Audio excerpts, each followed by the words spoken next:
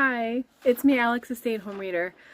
And I have a few minutes, very few minutes, before I have to run out for an appointment that I'm feeling anxious about, honestly. It's just a yearly checkup appointment, which I haven't been to yearly. I think it's been probably 2 or 3 years since my last just top-down kind of, doctor visit. But they make me really anxious. So I want to talk about books to kind of calm myself down before I'm out the door. I do not have a zine for my April reading. I did try a new format. If you'll remember from my last wrap-ups, I have a different sort of style that I'm making each zine in. Each month. And so what I've learned is that the format I tried for April did not work. I was not kind of checking in daily. And because I got off track with April, May, I think we're on the 12th of May now. May zine making has not happened. So I still want to make a zine. It's just not going to be a daily reflection of my reading. It'll probably just be like kind of sum up collages and stuff. So for now, I just printed off this Storygraph graphic, my books read collage with the ratings on them. I read in April, well, I finished in April 1, 2, 3, 4, 5, 6, 7, 8 books.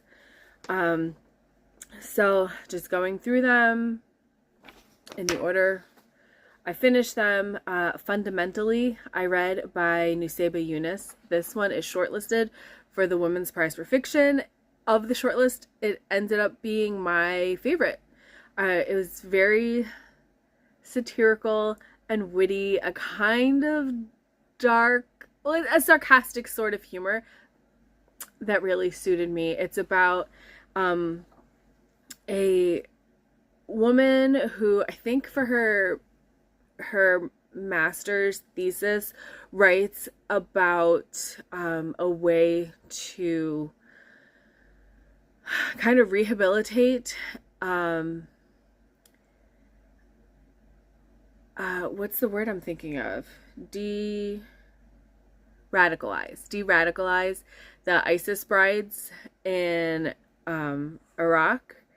And she ends up getting hired to run the de-radicalization program, and in hopes to like repatriate women who went to Iraq to become ISIS brides.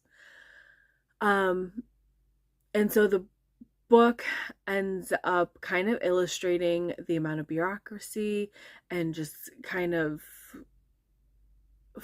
feet dragging, like nothing actually ever, no progress being made, as this woman who's really clearly out of her depths is trying to put in place a program using like counseling and therapy and like group sessions to de-radicalize these Muslim women. And she becomes fixated on one young girl in particular, Sarah, and her like she sees herself reflected in this young woman, where she realizes she could easily have ended up in her shoes. And she gets a little too close to this girl for her own good. But yeah, I really liked Fundamentally. I gave it 4.5 stars. Nesting by Roisin O'Donnell. This was longlisted for the Women's Prize.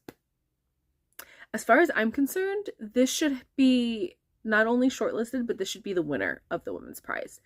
It's about a woman in an emotionally abusive relationship who gets, she gets scared one day that like things are going to continue and things are only going to escalate.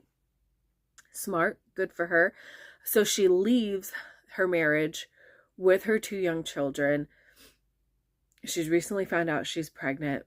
And now she is homeless. And so it follows her struggle with the girls, with keeping them safe, fed, all their needs met. And then also her husband is trying to get her back the whole time. And it's just these weird cycles of emotional and mental manipulation. She's trying to work, find ways to make money, trying to find housing. It was just a really good emotional story. 5 stars for me. And because I wanted to continue with emotions, I read The Friend by Sigrid Nunez. This I have a reading vlog up for, so I'm not going to get into it. It's about a woman who takes custody of her deceased friend's dog, and deals with not only her own grief, but the dog's grief, or like learns to recognize her own grief through the dog's grief. And this one I ended up giving 3 stars. I watched the movie the other day, starring Naomi Watts and, oh my gosh, forgot his name. Bill.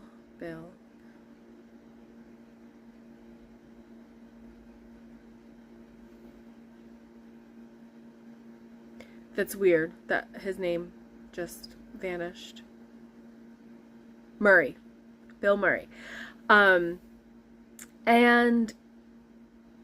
I feel like I may have liked the movie better, because it stayed more focused on the central idea of this woman bonding with and sharing grief with the dog, and it didn't go back into like past events where the book kind of like alternated chapters into like, we're exploring this one thing, now we're back to the dog, now we're exploring this other thing, now we're back to the dog.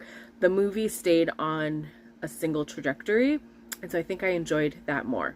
Very rarely will you hear me say the adaptation is better than the book, show, movie, whatever the case may be. This one, I think I liked the movie better. I read Pale Shadows by Dominique Fortier. This, I did post a little ranty review for this one and the next book I read, which was All Fours by Miranda July. So Pale Shadows got 2 stars for me. I read it because it was on the Carol Shields Prize shortlist, and along with All Fours by Miranda July, which ended up getting 2.5 stars. All Fours is also currently on the Women's Prize shortlist. And so, yeah, I talked about these already. Didn't love them. If All Fours wins the Women's Prize, I'm gonna be pissed. It did not win the Pulitzer, so James won. We're very, very happy about that. I did have another 5-star read, although, okay, I didn't think this would be 5 stars, like, even upon finishing it, but then I was like, wait a minute, it was actually genius, and I immediately restarted it. So I'm going to amend my rating and say the Interior Chinatown audiobook reading is like a 4.5 star for me. I was kind of lost for a little bit. Admittedly, I put it on just to have like background noise on and to knock a book off of, it's been sitting here on my TBR for a little while now. So I wanted to get a book knocked off. I needed background noise while I disassembled some furniture. I probably could have paid more attention to the audiobook, because at some point it really starts blending what's a real situation and what's a show, like what's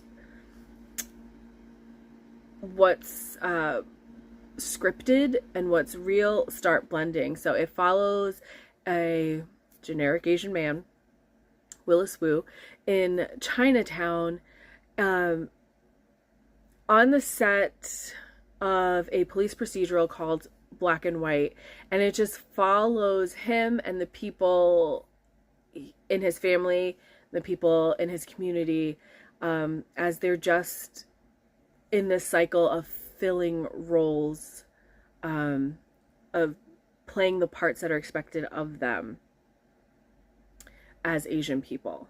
as unnamed kind of scene actors in this procedural drama.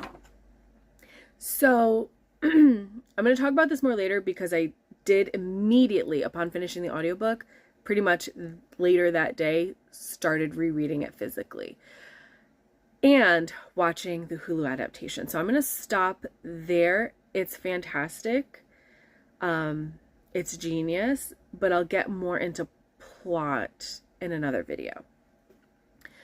And then my son and I finally finished listening to Cat's Cradle. We ended up actually reading the last little bit of it,